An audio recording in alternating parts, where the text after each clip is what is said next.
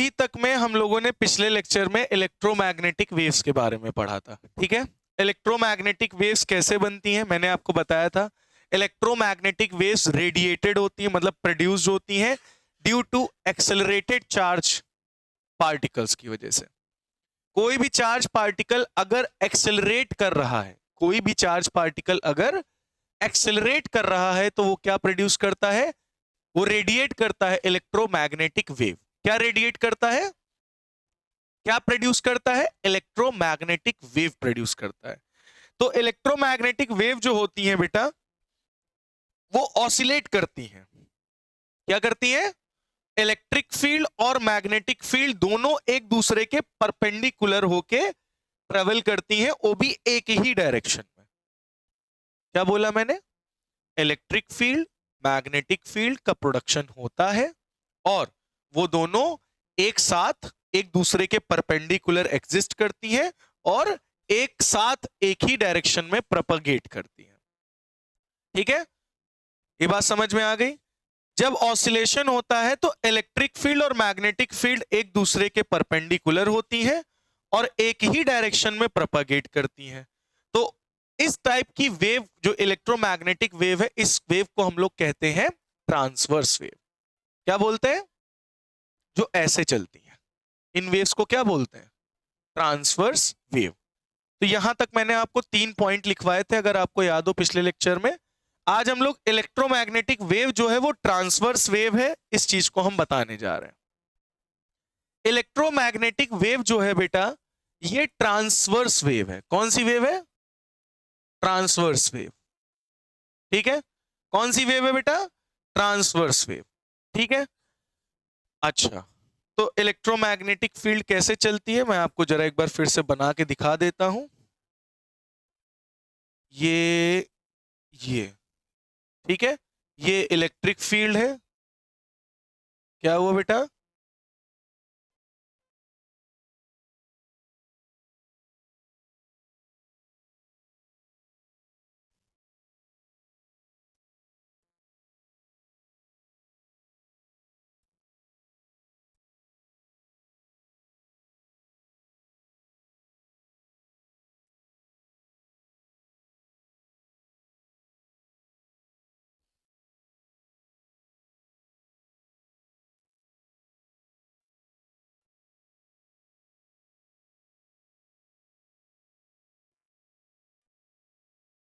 तो आपको देखने में क्या लग रहा है, ये एक एक्स में पॉजिटिव में चल रही, फिर एक्स में निगेटिव में चल रही, ये जेड में जा रही ना बाहर पॉजिटिव, और जेड निगेटिव में जा रही है।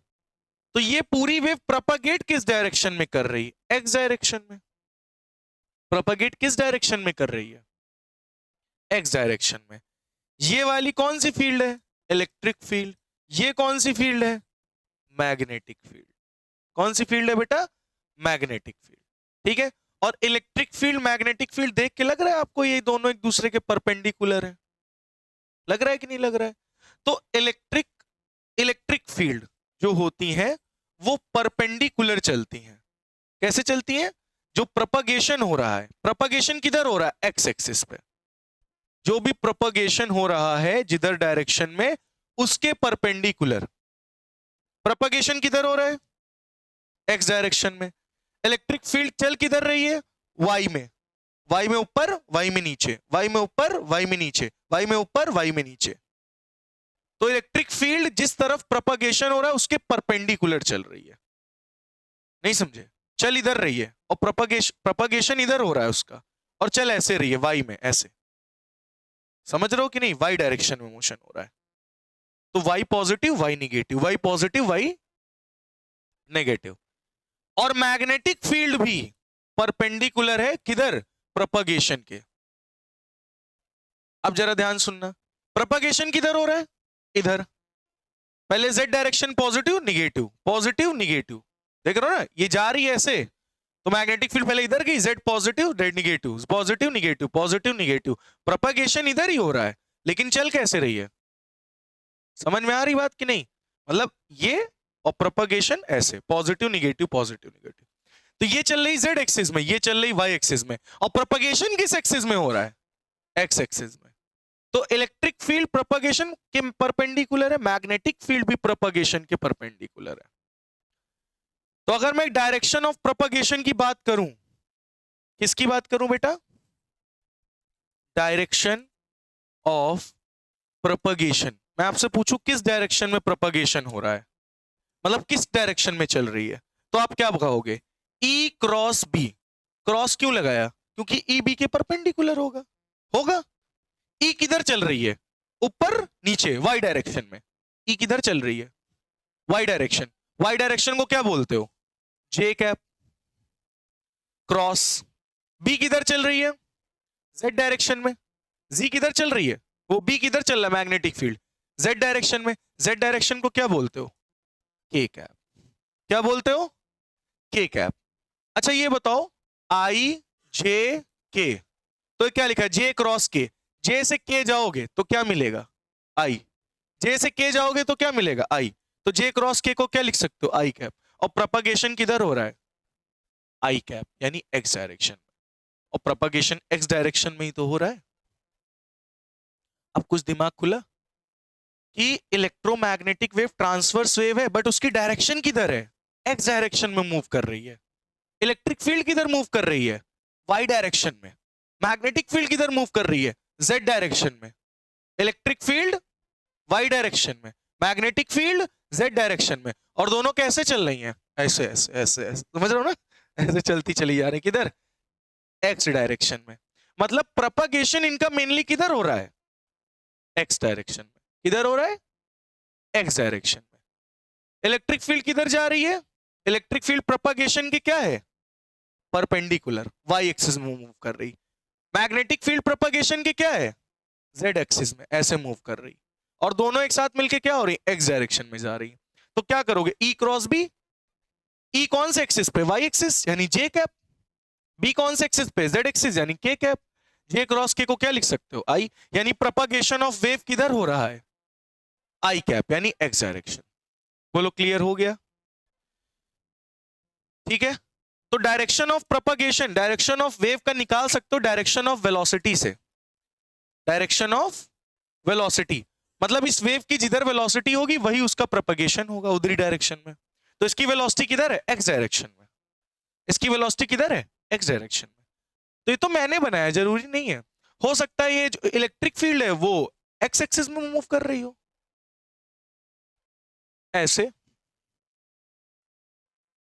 हो सकता है मैग्नेटिक फील्ड वाई एक्सिस में मूव कर रही हो, डायरेक्शन तुम्हारा कुछ और आ जाए वेव का। तो मैंने एक कॉमन एग्जांपल लेके आपको बता दिया कि कैसे निकालोगे। ई क्रॉस बी, इलेक्ट्रिक फील्ड किधर मूव कर रही, वो कैप ले लो।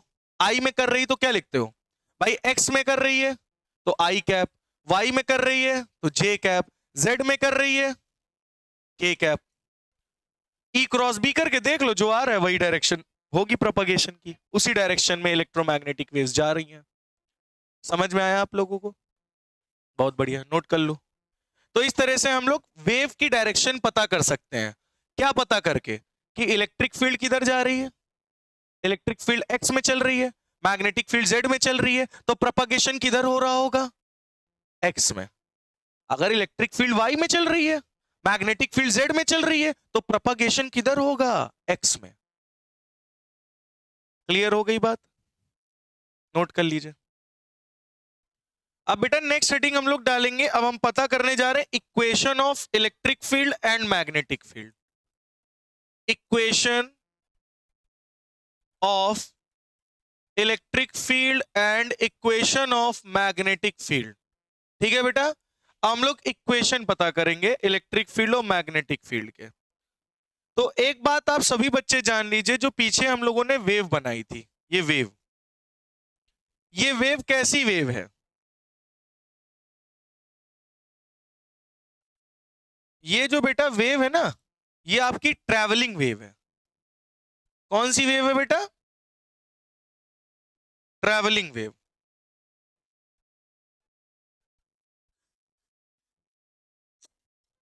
कौन सी वेव है ये? ट्रैवलिंग।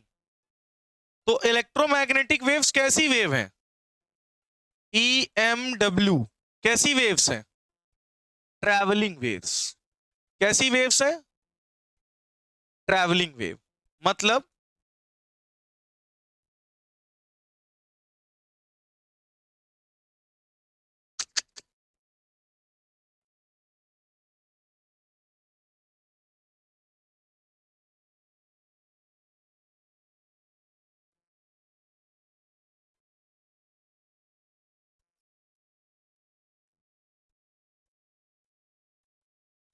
ठीक है, ये कैसी वेव है बेटा? ट्रैवलिंग वेव है। ठीक है, और जो बेटा ट्रैवलिंग वेव होती है, अब हम लोग इनका ट्रैवलिंग वेव है तो इनका इंट्रोडक्शन समझ लेते हैं। ट्रैवलिंग वेव का मतलब क्या होता है?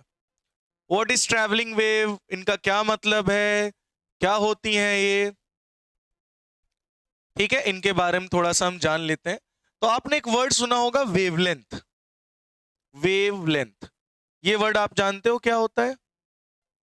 क्या होता है वेवलेंथ? क्या होता है? Distance between crest to crest and trough to trough. यानी देखो, ये क्रस्ट से ये क्रस्ट के बीच की दूरी क्या कहलाएगी? लैम्बडा, यानी वेवलेंथ। समझ में आई बात? ये क्रस्ट, ये ट्रो से ये ट्रो की दूरी क्या कराएगी? लैम्बडा। समझ गया ना? यानी वेवलेंथ। ये तो आता है सभी बच्चों को। ठीक है, एक वर्ड आता है वेव नंबर। वेव, ये आपने क्लास शायद 9th वाइन्थ में पढ़ा होगा, साउंड में।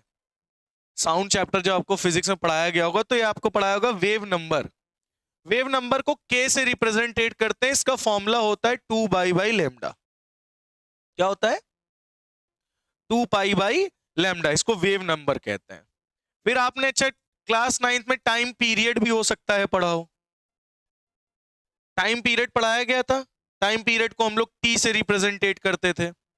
आपको फ्रीक्वेंसी भी बताया गया होगा होपफुली क्लासेस में।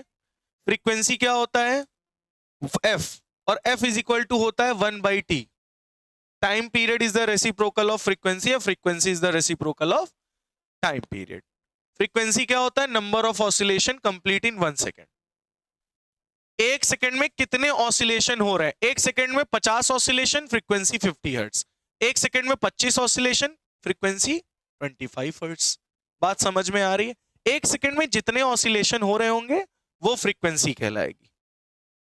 अब बेटा आता है एक एंगुलर फ्रीक्वेंसी। ये भी वर्ड आपने सुना होगा, एंगुलर फ्रीक्वेंसी। सुना है या नहीं सुना? एंगुलर फ्रीक्वेंसी को ओमेगा से रिप्रेजेंटेट करते हैं। ओमेगा का फॉर्मूला पता है आपको? 2 पाई बाई टी, या फिर 1/t को क्या लिख सकते हो? एफ, 2 पाई एफ। ये तो बताया था ना, याद करो, एसी चैप्टर में। याद आया? एंगुलर फ्रीक्वेंसी के बारे में आपने पढ़ा होगा, 2 पाई बाई टी यानी 2 पाई एफ। और एक बहुत ही इंपॉर्टेंट चीज, स्पीड। इस वेव की स्पीड क्या होगी? ट्रेवल कर रही है तो इसकी कुछ स्पीड भी होगी। क्यों बेटा? क्यों बेटा? अगर ये ट्रैवलिंग वेव है, ये चल रही है, तो इसकी कुछ ना कुछ क्या होगी? स्पीड होगी। तो स्पीड का फॉर्मूला क्या होगा? v is equal to omega by k. क्या होगा बेटा? v is equal to omega by k. अच्छा बताओ, ये तुमने भले ना सुना हो, ओमेगा का फॉर्मूला क्या था? 2 पाई एफ, और के का फॉर्मूला क्या है? 2 पाई बाई लेमडा। 2 पाई से 2 पाई कैंसिल, लेमडा ऊपर जाएगा, तो v is equal to frequency into lambda. ये तो पढ़ा होगा, ये स्पीड ऑफ वेव। इसी को, ये हम इसी से आया है, ये स्पीड ऑफ वेव है। अगर कोई वेव ट्रेवल कर रही है तो उसकी स्पीड क्या है? v is equal to f lambda. Frequency into wavelength कर दो, आपकी स्पीड निकल आएगी। या फिर angular frequency upon wave number को डिवाइड कर दो, तब भी आपकी स्पीड निकल आएगी। बात समझ में आ गई? नोट कर लीजिए इतना बेटा आप लोग। क्लियर हो गया? इस तरीके, ये है ट्रैवलिंग वेव, और ये ट्रैवलिंग वेव का इंट्रोडक्शन। क्या है बेटा? Travelling wave. अब भाई कोई वेव अगर ट्रैवल कर रही है तो उसकी वेवलेंथ भी होगी, उसमें वेव नंबर भी होगा, उसका टाइम पीरियड भी होगा, उसमें फ्रीक्वेंसी भी होगी, एंगुलर फ्रीक्वेंसी भी होगी, है ना, स्पीड भी होगी। तो सारे फॉर्मूले मैंने आपको बता दिए। ये है आपकी ट्रैवलिंग वेव का इंट्रोडक्शन। समझ में आ गई बात? नोट कर लीजिए। नेक्स्ट आइए डिस्प्लेसमेंट ऑफ पार्टिकल। अच्छा, कोई भी साउंड वेव या नॉर्मल जो वेव चलती है, उसमें वेव जब चलती है तो दरअसल पार्टिकल का डिस्प्लेसमेंट होता है। लेकिन इलेक्ट्रोमैग्नेटिक वेव में तो कोई पार्टिकल है ही नहीं ना। है क्या कोई पार्टिकल? नहीं। तो इसके लिए हमें इक्वेशन निकालनी पड़ेगी इलेक्ट्रिक फील्ड और मैग्नेटिक फील्ड की। लेकिन पहले हम आपको डिस्प्लेसमेंट ऑफ पार्टिकल के बारे में बता देते हैं। तो नेक्स्ट हेडिंग क्या है? Displacement of particle. Displacement of particle. ध्यान से सुनना बेटा, इसको y से रिप्रेजेंटेट करते हैं। इधर बेटा, ओ बेटा, जैसे एक छोटा सा कोई पार्टिकल है, इस पार्टिकल को हम ऐसे करके ले जाएंगे तो ये देखो वेव ही तो बना रहा है। क्या बना रहा है ये? वेव। समझे कि नहीं समझे? मतलब इस पार्टिकल को ऐसे करके ले जाओगे तो ये पार्टिकल भले ही चल ऐसे रहा है, लेकिन ये क्या बन रही है? वेव ही तो बन रही है। तो हम क्या देख रहे हैं? ये पार्टिकल का डिस्प्लेसमेंट ही तो हो रहा है। तो पार्टिकल का डिस्प्लेसमेंट किस डायरेक्शन में हो रहा है? वाई डायरेक्शन में। देखो वाई में ऊपर गया, वाई एक्सिस में नीचे आया, वाई एक्सिस में ऊपर गया, वाई एक्सिस में नीचे आया। पार्टिकल डिस्प्लेसमेंट कौन सी एक्सिस में कर रहा है? लेकिन ट्रेवल किस एक्सिस में कर रहा है? एक्स। चल एक्स में रहा है। चल किस में रहा है? एक्स एक्सिस में। लेकिन डिस्प्लेसमेंट पार्टिकल का कैसे हो रहा है? वाई एक्सिस में। समझ में आई इतनी बात है? नहीं? क्यों बेटा? तो हम आपको एक एग्जांपल देते हैं बढ़िया सा बना के।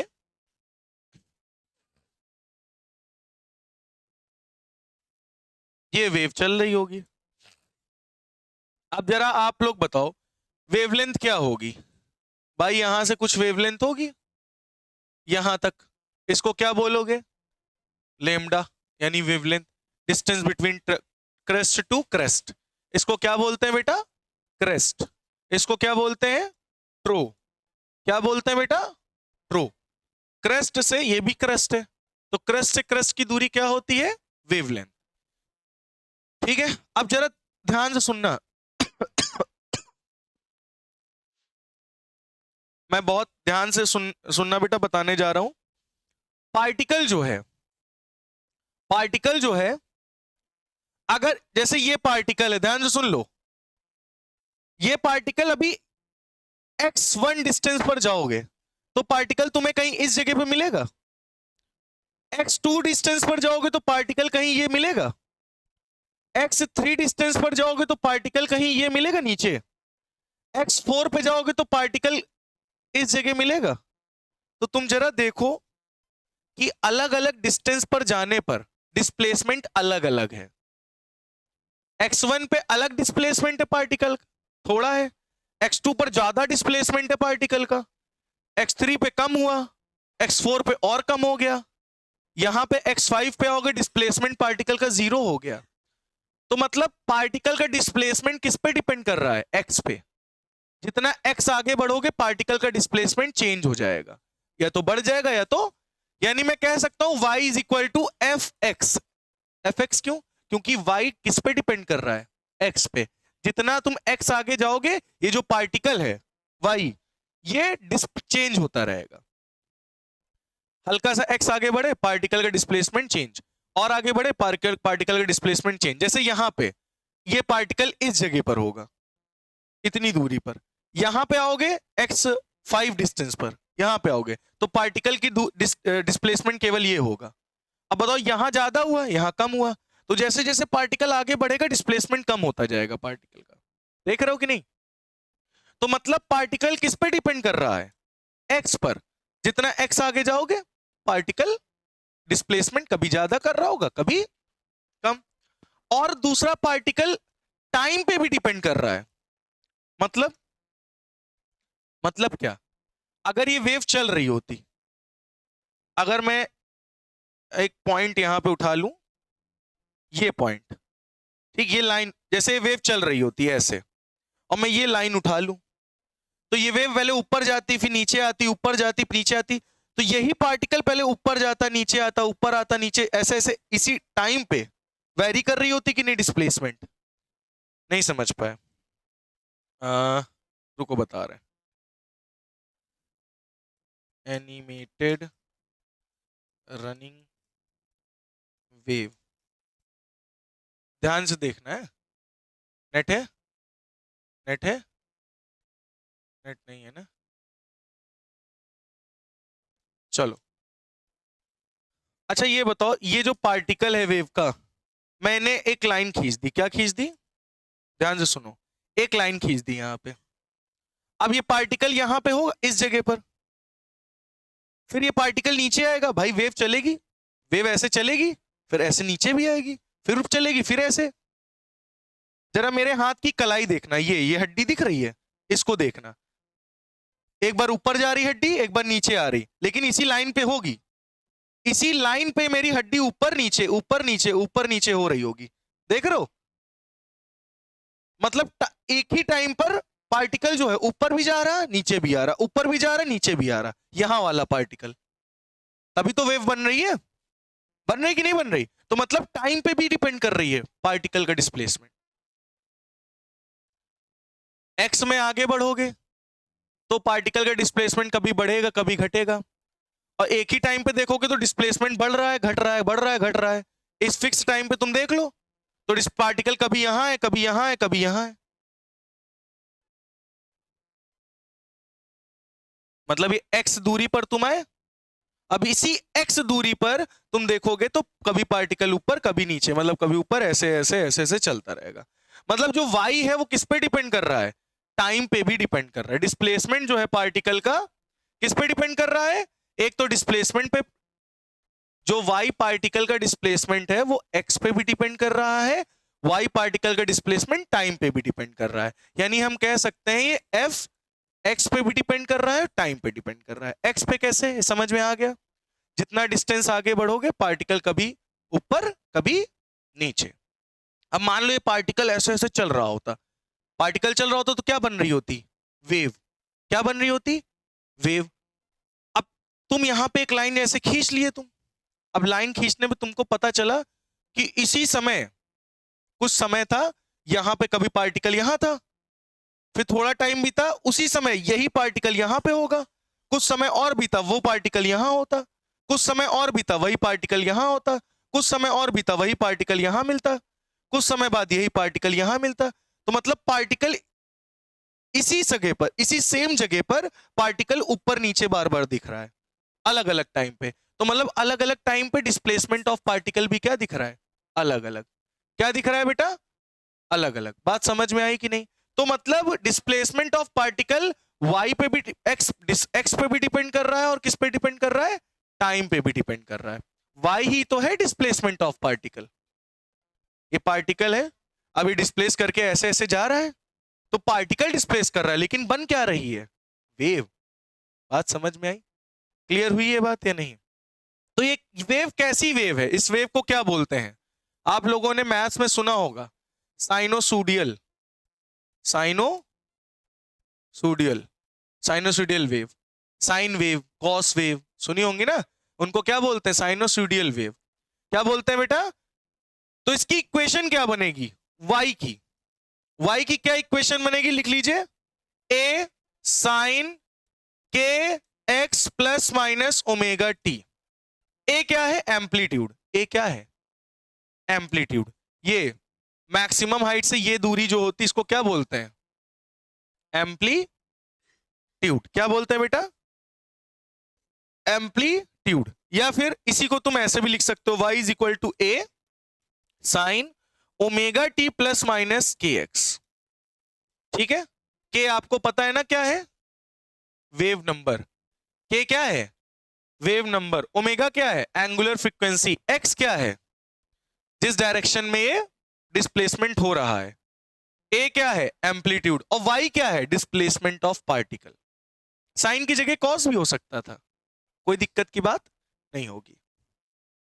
तो बेटा ये इक्वेशन आपकी निकल कर आती है, y इज इक्वल टू। अब एक बात ये तुमको नहीं समझ में आओगी, मैंने यहां प्लस और माइनस लगा रखा है। क्या लगा रखा है बेटा? प्लस और माइनस। अगर इनके बीच में प्लस लगा हो, ये बात यहां नोट कर लीजिएगा, अगर इनके बीच में प्लस लगा हो तो आप ये समझ लेना wave travelling in negative x, wave travelling in negative x direction. मतलब वेव कहां ट्रेवल कर रही होगी? नेगेटिव एक्स में ट्रेवल कर रही होगी। अगर इनके बीच में माइनस लगा हो तो आप समझ लेना wave travelling in positive x. कौन सी डायरेक्शन में वेव ट्रेवल कर रही होगी? मतलब अगर इनके बीच में माइनस तो समझ जाना वेव ऊपर होगी, पॉजिटिव एक्स में, पॉजिटिव एक्स में मोशन हो रहा होगा वेव का। अगर इनके बीच में नेगेटिव लगा हो तो समझ जाना वो पॉजिटिव होगा तो नेगेटिव एक्स में ट्रेवल कर रही होगी, निगेटिव होगा तो पॉजिटिव एक्स में ट्रेवल कर रही होगी। इनके बीच में माइनस प्लस ये आपको बता दिया। बात समझ में आ गई? तो इस तरह से हम लोग इक्वेशन निकालते हैं किसकी? डिस्प्लेसमेंट ऑफ पार्टिकल की। तो ये इक्वेशन है डिस्प्लेसमेंट ऑफ पार्टिकल की। समझ में आ गई बात? लेकिन हमें किसकी इक्वेशन चाहिए? इलेक्ट्रोमैग्नेटिक वेव की। और इलेक्ट्रोमैग्नेटिक वेव तो किसी मीडियम में ट्रेवल नहीं करती, उसमें तो कोई पार्टिकल भी नहीं होता। होता है क्या कोई पार्टिकल? नहीं। इलेक्ट्रोमैग्नेटिक वेव में क्या होता है? इलेक्ट्रिक फील्ड और मैग्नेटिक फील्ड, है ना? तो हमें इलेक्ट्रिक फील्ड और मैग्नेटिक फील्ड की इक्वेशन बनानी पड़ेगी। समझ रहे हो कि नहीं? भाई यहां तो पार्टिकल डिस्प्लेसमेंट कर रहा है, डिस्प्लेसमेंट ऑफ पार्टिकल का निकाला, पार्टिकल की वजह से वेव था। मैंने कहा ठीक है, लेकिन इलेक्ट्रोमैग्नेटिक वेव में कोई पार्टिकल नहीं है। इलेक्ट्रोमैग्नेटिक वेव किससे बनी? इलेक्ट्रिक फील्ड और मैग्नेटिक फील्ड से। तो हमको इलेक्ट्रिक फील्ड और मैग्नेटिक फील्ड की इक्वेशन दो। तो चलो निकालते हैं। इसको नोट कर लिया आप लोगों ने?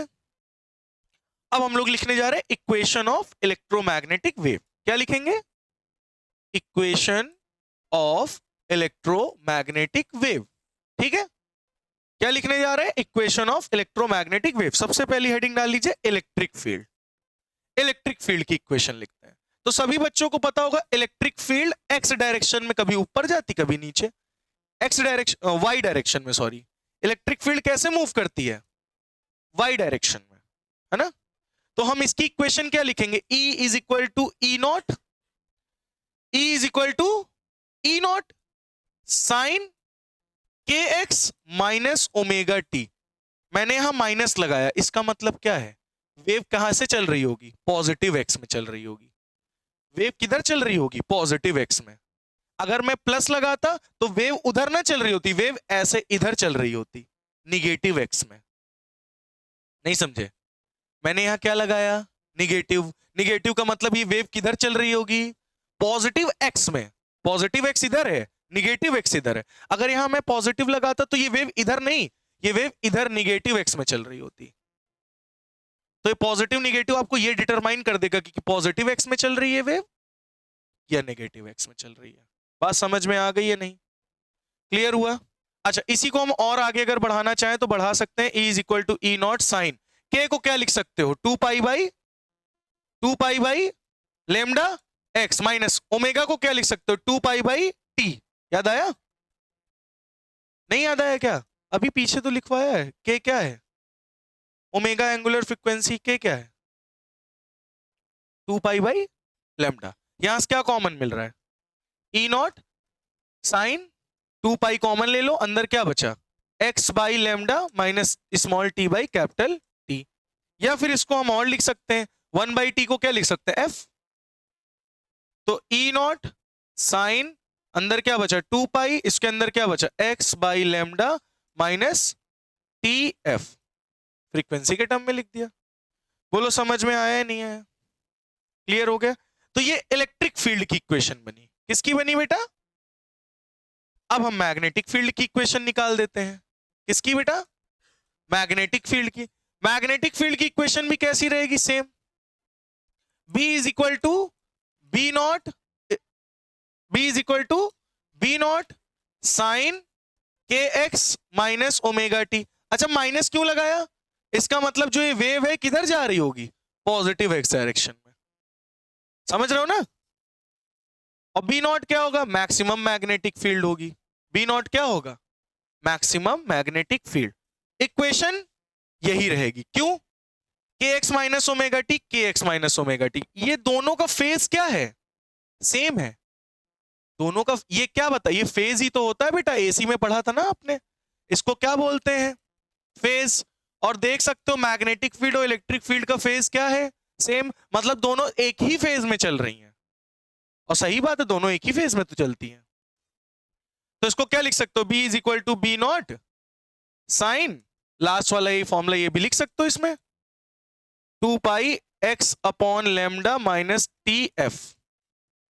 ये भी आपकी इक्वेशन मैग्नेटिक फील्ड की हो गई, ये इक्वेशन किसकी हो गई? इलेक्ट्रिक फील्ड की हो गई। समझ में आई बात? क्लियर हुआ?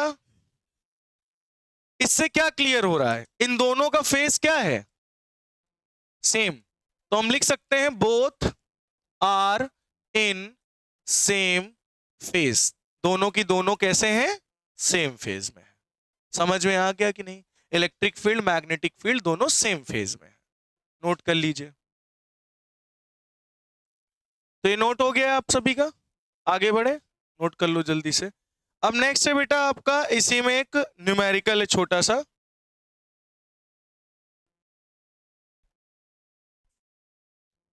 देखो एक छोटा सा न्यूमेरिकल है, ध्यान से सुनिएगा, नोट कर लीजिए सभी बच्चे। Electric field in a plane electromagnetic wave. हो गया? हाँ, न्यूमेरिकल नोट करिए।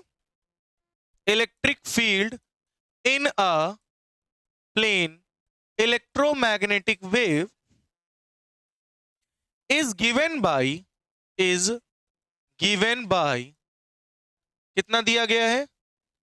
EY is equal to 2 sin 0.5 into 10 की पावर 3 x plus 1.5 into 10 की पावर 11 t। ये इलेक्ट्रिक फील्ड दी रखी है y एक्सिस में। What is the direction of propagation? आपको क्या पता करना है? What is the direction of propagation. आपको क्या निकालना है बेटा? Direction of propagation. दूसरा क्या निकालना है आपको? Speed of wave. क्या निकालना है बेटा? Speed of wave. और इन दोनों के फॉर्मूले मैंने आपको बता रखे हैं। तो डायरेक्शन ऑफ प्रोपगेशन कैसे निकालोगे? बोलो। ये किधर साइड मूव कर रही होगी? बोलो। चलो इसकी पहले इक्वेशन लिखते हैं। E y is equal to 2 sine 0.5 into 10 की पावर 3 एक्स प्लस 1.5 इंटू 10 की पावर 11 टी। बेटा जरा गौर से देखो इधर सभी बच्चे, इस इक्वेशन को देखो और बताओ किधर मूव कर रही होगी ये? वाई डायरेक्शन में तो इसका डिस्प्लेसमेंट हो रहा है, प्रोपगेशन किधर हो रहा है? पॉजिटिव एक्स या नेगेटिव एक्स? यस, यही चीज बताना है। इसके बीच में कौन सा सिंबल लगा है? पॉजिटिव। इसका मतलब ये वेव नेगेटिव एक्स डायरेक्शन में मूव कर रही है। मतलब वेव इधर साइड मूव कर रही है, उधर नहीं मूव कर रही है। खत्म पहला क्वेश्चन। दूसरा, speed of wave. B speed of wave. बताओ स्पीड ऑफ वेव का फॉर्मूला क्या था? ओमेगा बाई के। याद है? याद है? ओमेगा बाई के बताया था ना। ओमेगा क्या दिख रहा है यहां पे? इसी को बोलते थे ना ओमेगा एक्स प्लस के टी, के एक्स प्लस ओमेगा टी, है ना। ओमेगा क्या है? ये ओमेगा टी, ये के एक्स था। याद करो, ये के एक्स प्लस ओमेगा टी, ये इक्वेशन होती थी ना। ओमेगा की जगह क्या है? ये। के की जगह क्या है? ये। तो ओमेगा की वैल्यू क्या रखोगे? 1.5 इंटू 10 की पावर 11। ठीक है। और के की वैल्यू क्या है? 0.5 इंटू 10 की पावर 3। इसको सॉल्व कर लो, बस हो गया आंसर। पॉइंट से पॉइंट कैंसिल, 5 1 5 5 3 15, यानी 3 इंटू 10 की पावर 8 मीटर पर सेकेंड। ये होगी इसकी स्पीड वेव की। इलेक्ट्रोमैग्नेटिक वेव की स्पीड क्या होगी? 3 इंटू 10 की पावर 8 मीटर पर सेकेंड। तो अगर आपसे कोई कहे कि भैया पीक वैल्यू बताइए, peak value of electric field यानी ई नॉट एंड बी नॉट, आपको किसकी पीक वैल्यू बतानी है? मैग्नेटिक फील्ड की पीक वैल्यू और इलेक्ट्रिक फील्ड की पीक वैल्यू। ठीक है। तो आप सभी को पता है मैक्सवेल ने बताया है इसको। किसने बताया है? मैक्सवेल ने। तो उन्होंने क्या कहा? अगर maximum value, peak value of electric field को peak value of magnetic field से डिवाइड कर देते हो तो आपका आ जाता है स्पीड ऑफ लाइट यानी स्पीड ऑफ वेव। और लमसम किसके बराबर होता है? स्पीड ऑफ लाइट के, यानी 3 इंटू 10⁸ मीटर पर सेकेंड के बराबर होता है। अगर आप peak value of maximum value of electric field upon maximum value of magnetic field का रेशियो निकालते हो तो आपकी क्या आ जाती है, स्पीड ऑफ इलेक्ट्रोमैग्नेटिक वेव। ठीक है, क्या आ जाता है बेटा, स्पीड ऑफ इलेक्ट्रोमैग्नेटिक वेव। तो यहां तक बात समझ में आ गई सभी बच्चों को, क्लियर हो गया है। तो बेटा ये न्यूमेरिकल है और यहां हमने बताया कि अगर आप क्या करते हो, peak value of electric field and peak value of magnetic field का रेशियो निकाल लेते हो तो उससे आपको क्या निकल के आता है, speed of wave. Speed of wave या स्पीड ऑफ कह सकते हो, वेव की स्पीड क्या होती है लमसम 3 इंटू 10⁸ मीटर पर सेकेंड, ये अप्रॉक्स वैल्यू है। और अगर 9 डिजिट वैल्यू लोगे तो होती है 299792458 मीटर पर सेकेंड। ये स्पीड की लाइट होती है 9 digits number, actual exact speed ये होती है। ठीक है, तो इतना नोट कर लीजिए, आगे हम लोग कल मिलेंगे।